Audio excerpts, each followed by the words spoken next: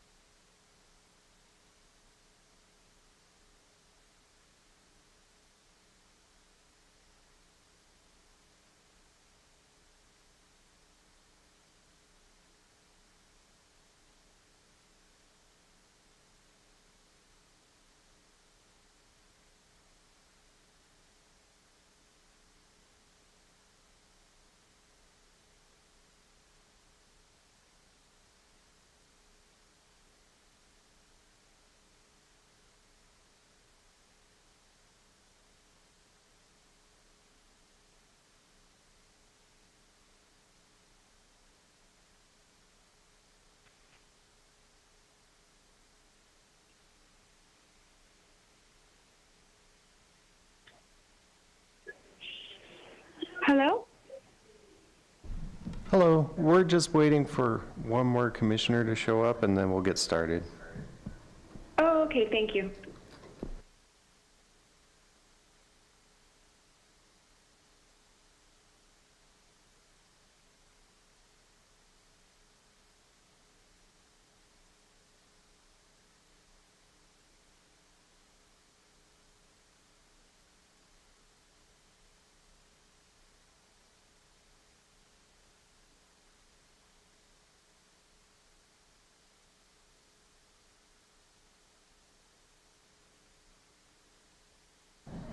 Hey, Provi, what if there's only like a certain amount of commissioners? Do we need quorum of that or quorum of the full 9?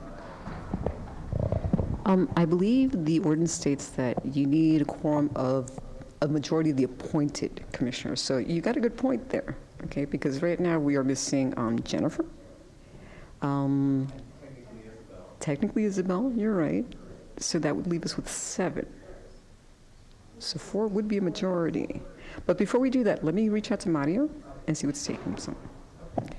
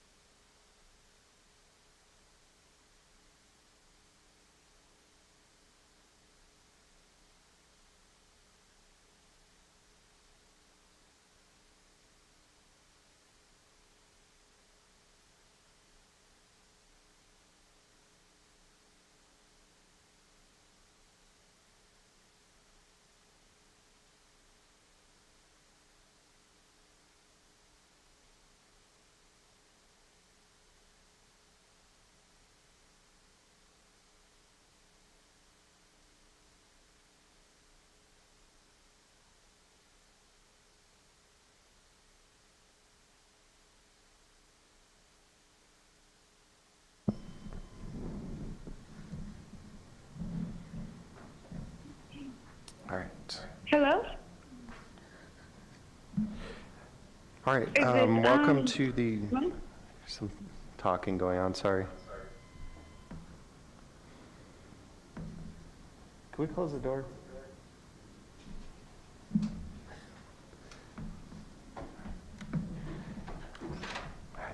So it was that door. That's better. I could hear myself talking. It was weird. Welcome to the Historic Landmark Commission. Are there any changes to the agenda? No changes. Okay, I remembered this time. All right, our first item here is a call to the public for public comment. Is there any public comment?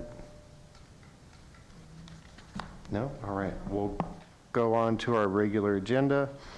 Item number 1 is 4426 Oxford Avenue. Oh, sorry. I always miss that part. Can you please read the statement? Thank you. I wrote the change to Oh, the... thank you, okay. This is a reminder that this is an official meeting of the City of El Paso's Historic Landmark Commission. We ask and expect that all attendees are courteous and respectful to each other to ensure a professional meeting. An excessive display of uncivil behavior or being disruptive may require for an individual to be removed from the meeting. And from Chapter 20.20 it states, when City Council has adopted architectural and design guidelines for a particular district, those guidelines shall control, provided they are not in conflict with other requirements of the City Code, except that the HLC may approve exceptions to the guidelines in an effort to maintain the historic integrity of an H overlay property, in which case the exception shall control in that particular case. As I like to explain to property owners and their contractors, what that means is that while your neighbor may have an asphalt shingle roof and you have a barrel tile, it does not mean that you get an asphalt shingle roof too, if that's not appropriate. The Landmark Commission can make exceptions in certain cases, but the exception does not change or alter the ordinance or the guidelines in any way. Thank you, Proby. All right, now on to the regular agenda. Item number 1 is 4426 Oxford Avenue.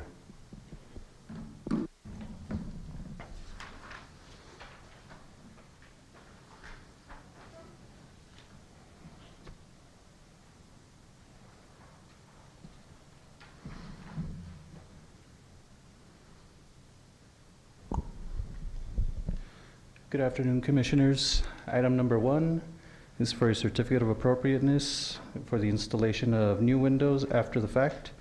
This is for 4426 Oxford Drive, zoned R4H. It is residential historic. It is a contributing property, built in 1930, and this is in Austin Terrace. So you may remember this one from the previous meeting. This was tabled pending a little more information. You had requested that the contractor speak to the homeowner to try to see if we can come to an agreement with the windows that were changed out. So these are the photos, just to refresh your memories. These are the photos that we have on file. And this is what the property looks like now. So the property itself is very well taken care of. However, the windows, of course, do not match or are compatible with the home itself, with the style of the home. So we had mentioned replacement of just the windows on the main facade. We know that it would be very difficult to replace all of them, so all we're requesting as a compromise is to just replace the windows on the main facade.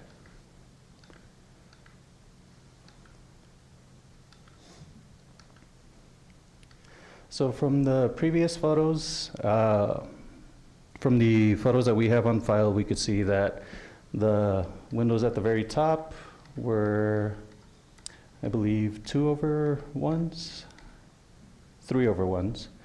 The two windows below that on the left are 5/1s, and the other two windows are 6/1s. So obviously what they replaced them with is definitely not in keeping with the style of the home.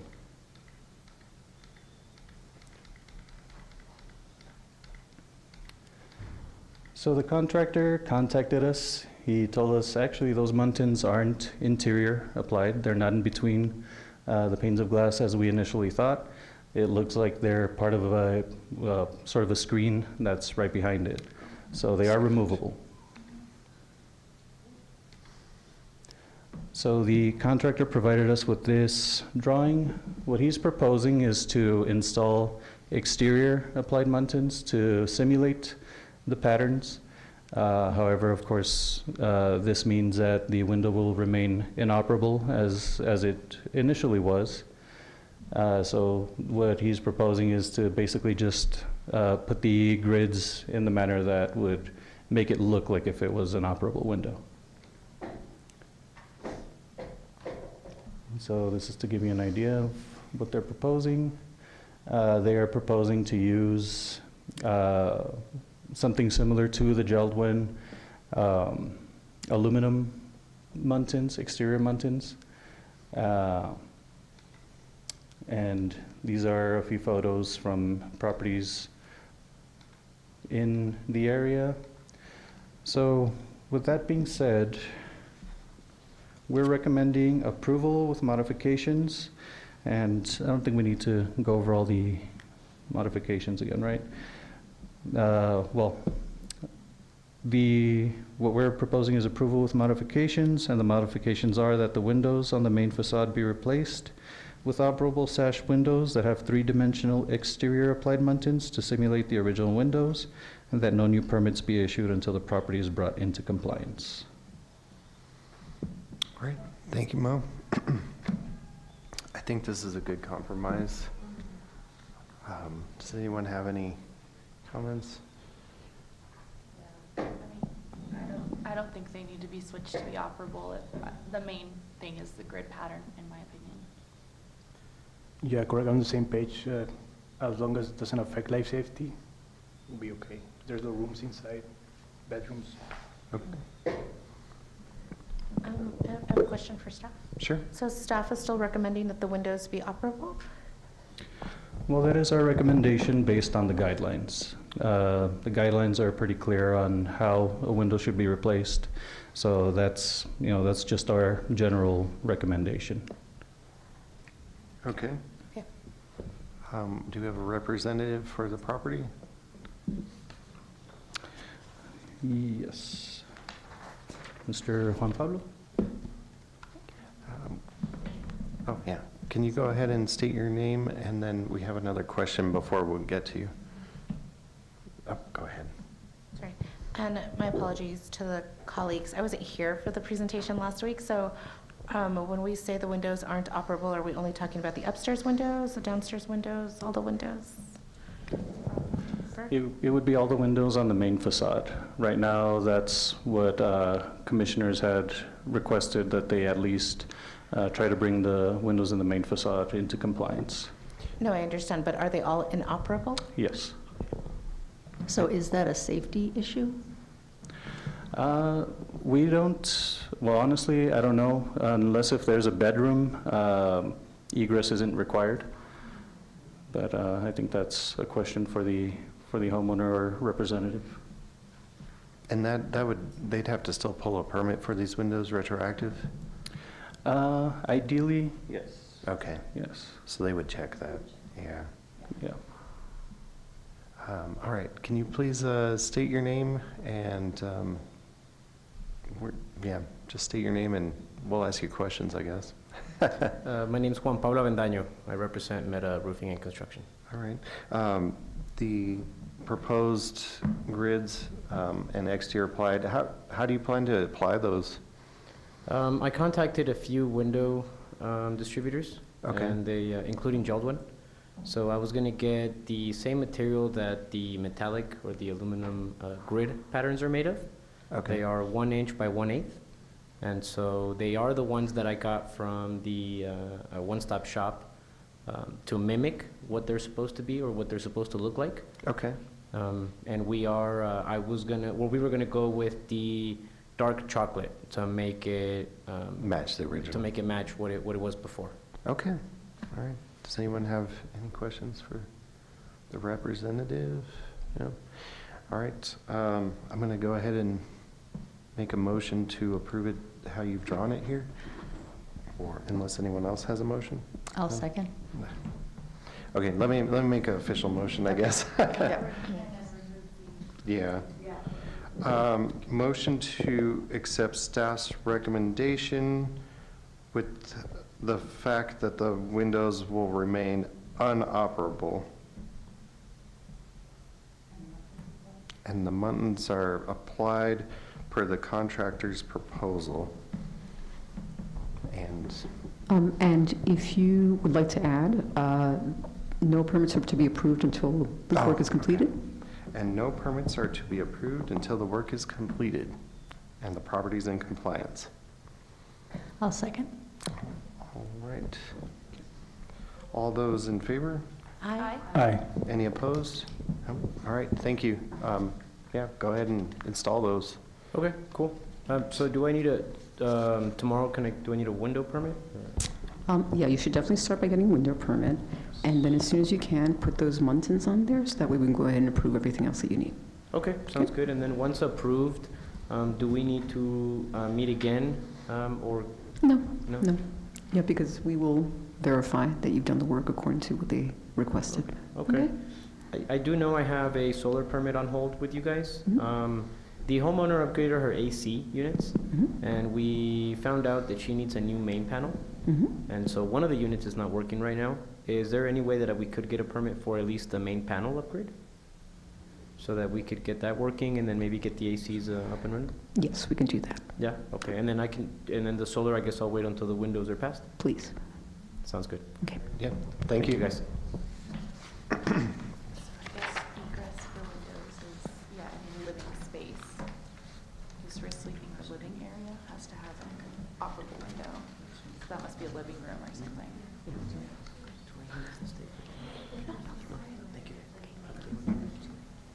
Yeah, they do have side windows. All right. I'll get a little bit better at this. Item number 2 is 3100 Wheeling Avenue.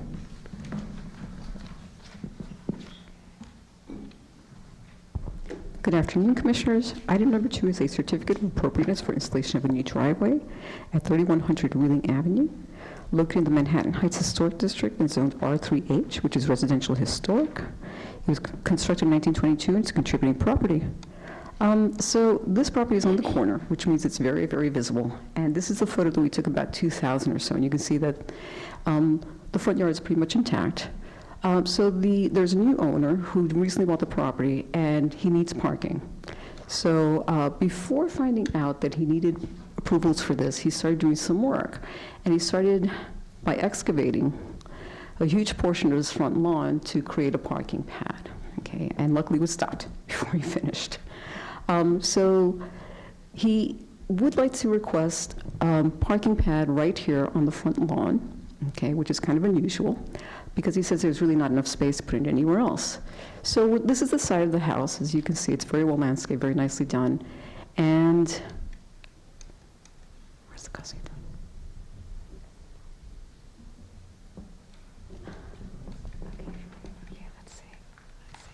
There we go. Okay, so here we go. This is the secondary facade of the house facing San Marcial. As you can see, there's a little casita in the back.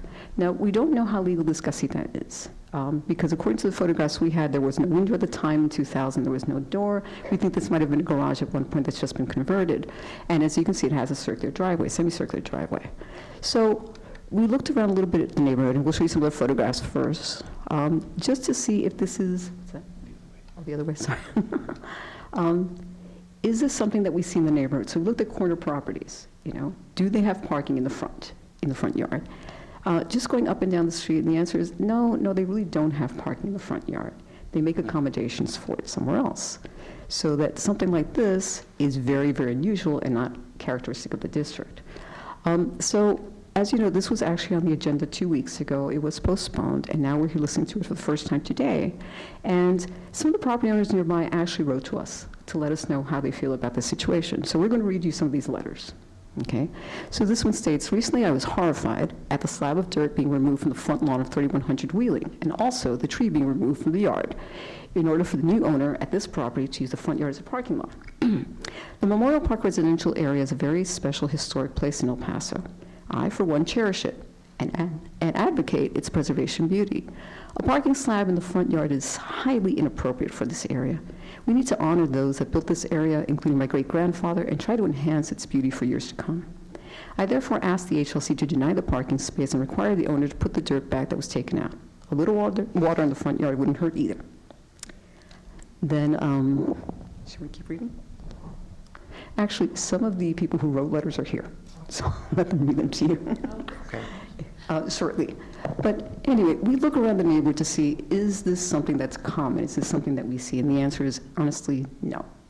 It's very uncommon to see a parking pad in the front yard, especially in a historic district, you know. This is why we have rules and guidelines, because this is not the kind of thing that's characteristic of the historic character of the area. So we're recommending approval with modifications based on the following.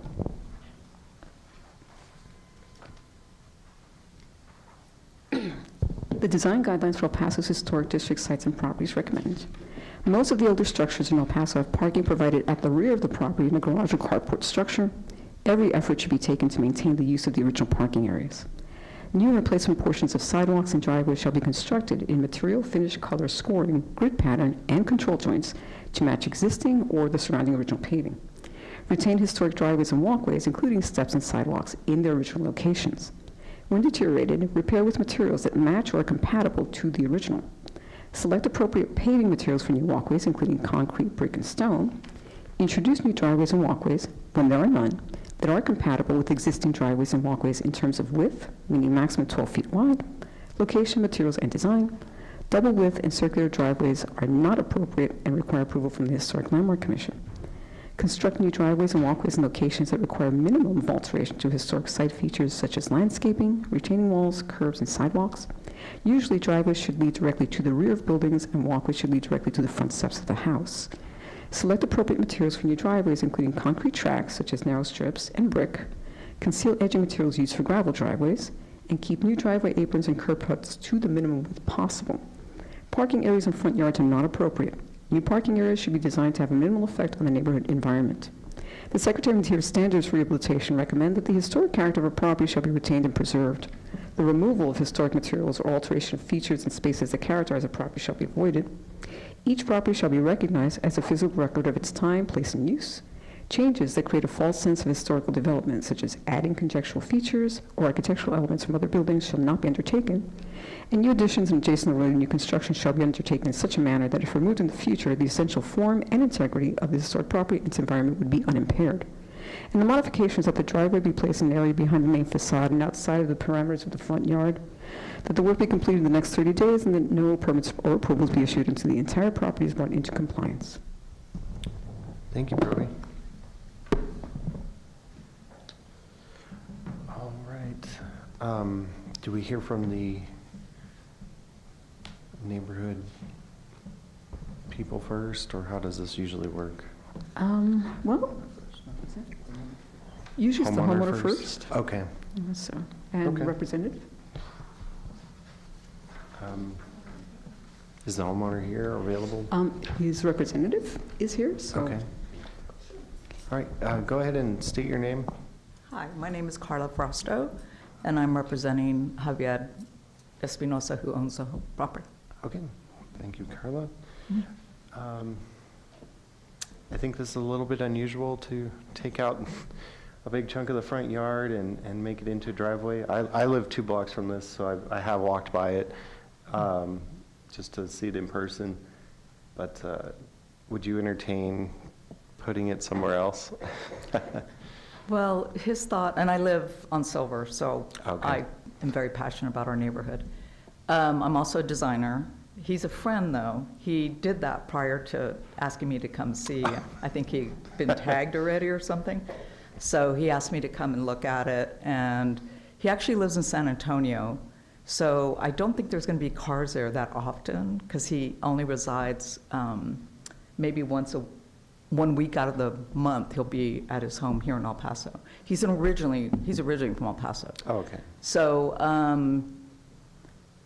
they'd already had excavated, but the nice thing is he did select his landscaper beautiful pavers. Yeah, I saw those sitting So there. they're nice and thick, and they're actual pavers. They're not stamped. And the lawn is quite large on that side, and he wants to preserve grass. He does not want to have any artificial grass at all. So it kind of balances on both sides. As a designer, it balances on both sides. The driveway is going to be on the side. You don't want to mess with that front sidewalk. It's ADA compliant. It's really nice. And then he's asked me, he wants to hire me now to complete the project with landscaping. And it would be very minimal, a little bit of lighting. It'll be very attractive. And it's going to be balanced. The grass is going to be balanced on both sides. Okay. So, I think they're just asking if the driveway could get pushed back behind the main facade setback. I don't know if that's possible, because I have walked around there, and it's very difficult, just because it's been kind of this grassy area for many, many years. And then San Marcial is a very, it's not a busy street, so street parking on that side would probably be ideal, as opposed to parking in Wheeling. But let me see if the other commissioners have any comments. right.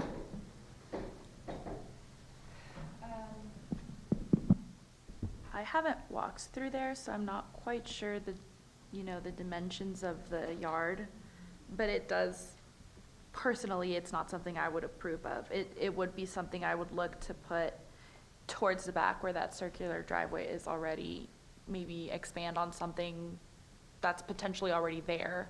But that just looks, even if it doesn't reach the facade of the home, so like if you're looking straight at the house, the driveway wouldn't block, or any cars parked in the driveway wouldn't block the view of the house. I think it's still too close to comfort for it, personally.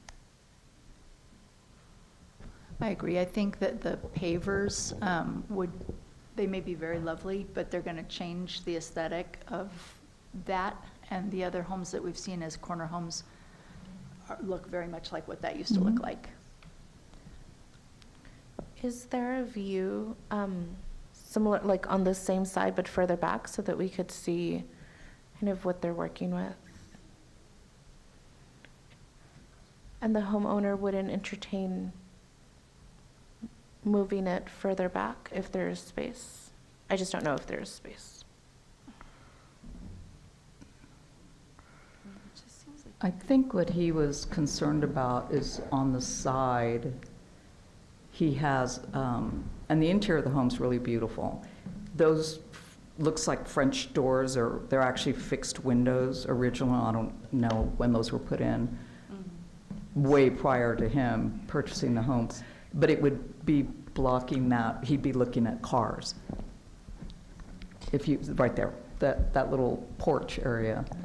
And so, I don't think there's a circular driveway though, right now. That's just a Right path, now- that's just a little path. Right, but I mean towards the casita? There's Here we go. Yeah, there's a car There's park. that. That one. Yeah, In front of the little casita. right, yeah. Well, but it's just like a little driveway. I don't think it's a complete circular. There's a car parked in it in Google Earth, so it fits at least a car. Yeah. I mean, I guess, removing that one tree, and maybe he could put that whole area, would you be willing to do that? So, see where the driveway is now in front of the casita? Or it's a little bit to the left. Take that mulberry tree out, which would be fine.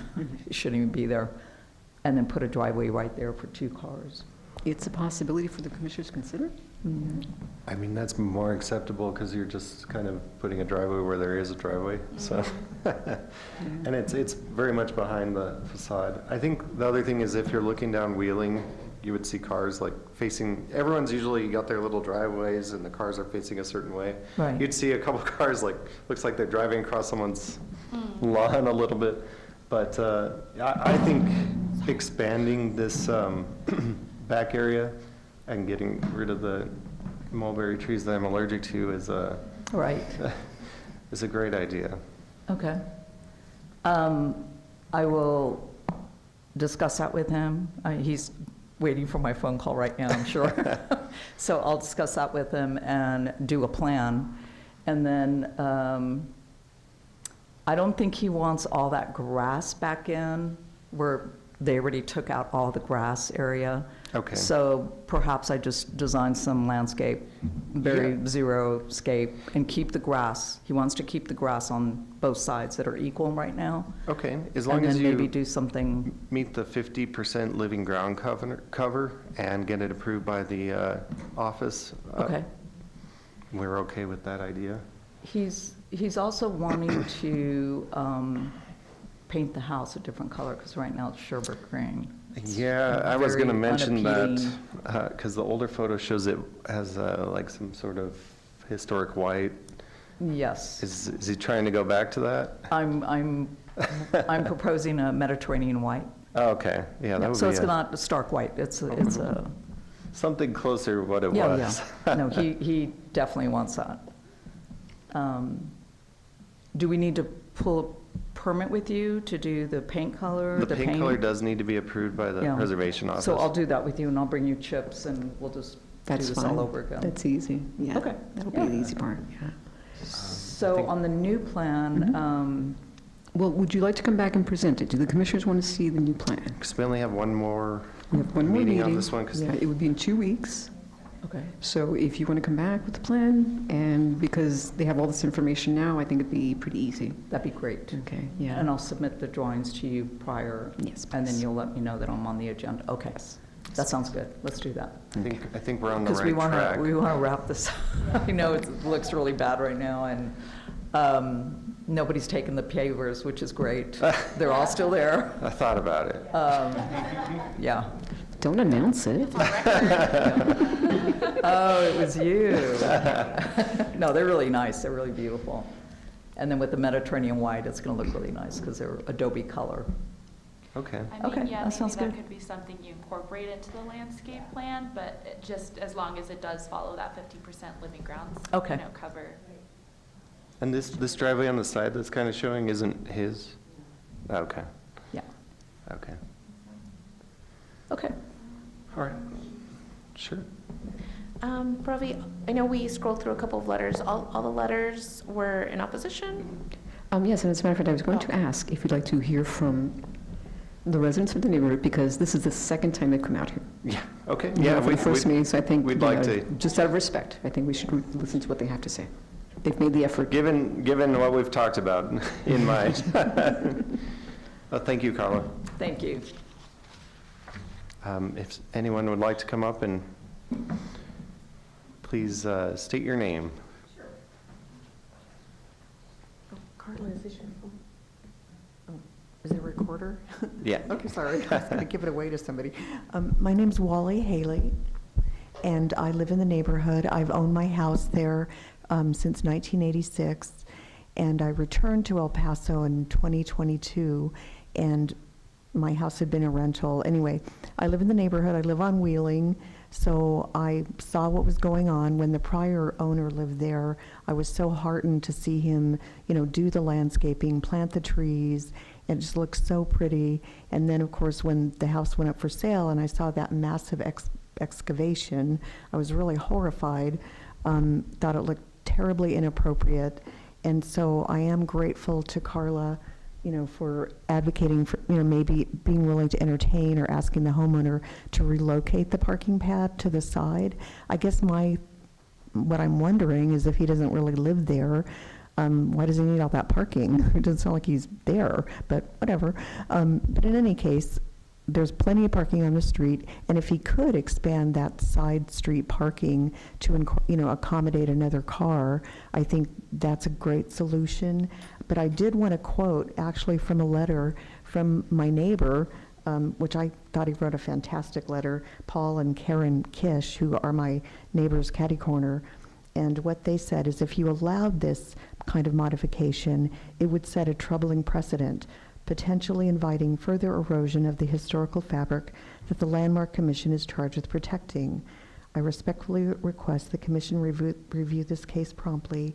And then he talks about the part that already has a functional driveway from San Marcial. And he says the ongoing alterations are incompatible with the character-defining features of historic homes and the result of the original landscaping and disrupting the established setback and streetscape continuity.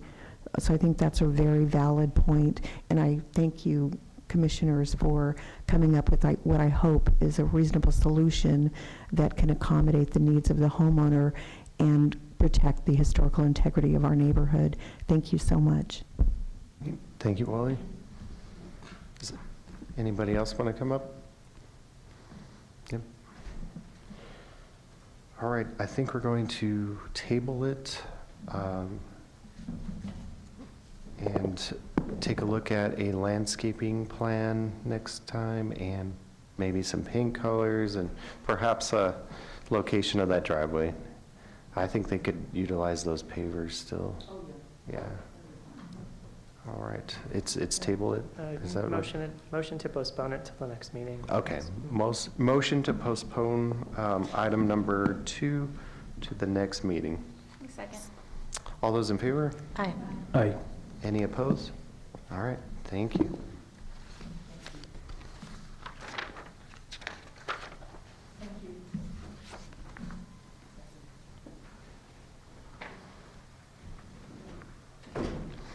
All right, item number 3 is 8899 Alameda.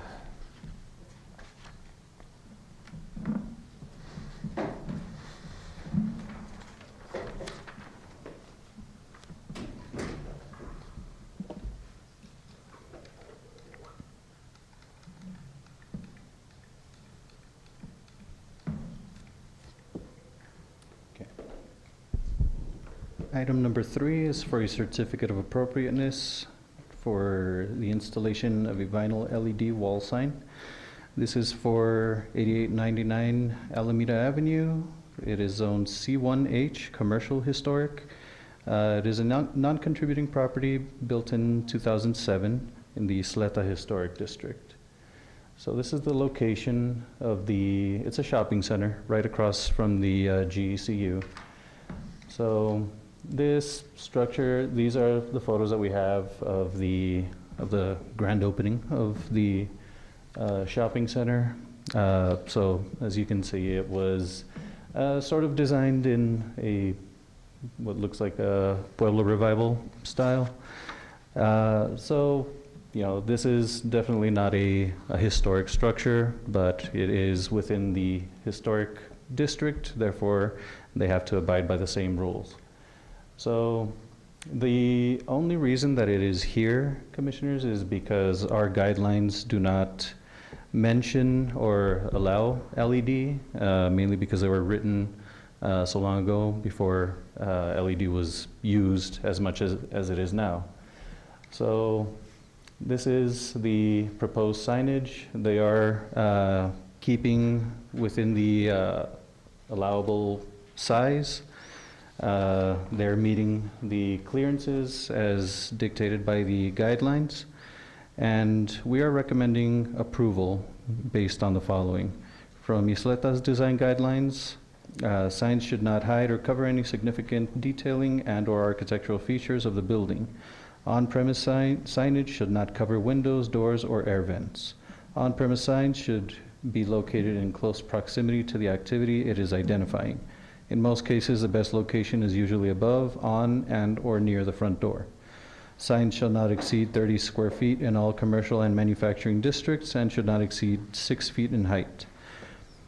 For single-tenant buildings, there may be a maximum of 1 sign each street frontage per landmark structure or site. For multi-tenant buildings, 1 sign is allowed for each storefront tenant. Colors should complement the building and the surrounding area. Fluorescence should be avoided. Design should be artistic, innovative, yet compatible with the building and/or surrounding area. Lettering should not exceed 40% of the total area. A minimum border of 3 feet is required between the sign and the sides of the top of the building wall.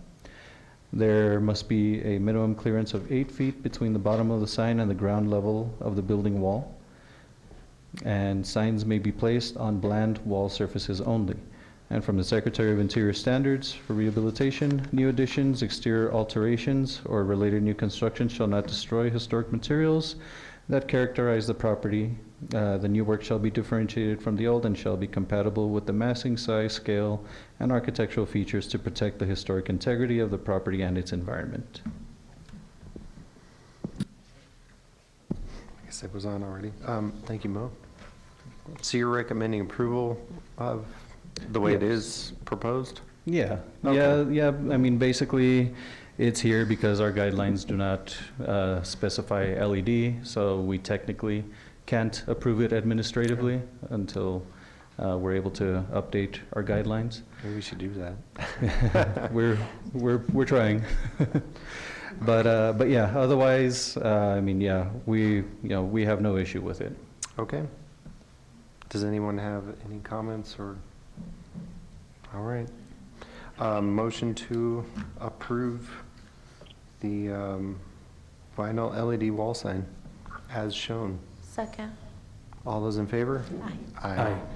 Any opposed? No? All right. I have a question. Oh, sure. This is for the landlord. Will we need to submit a application for each tenant moving forward, or will this count for the entire shopping center? It's each tenant. Each tenant moving forward? Yes, and we'll work on getting the LED portion updated, which could make it so it doesn't have to come to the commission.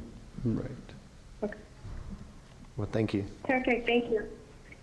All right. Cool.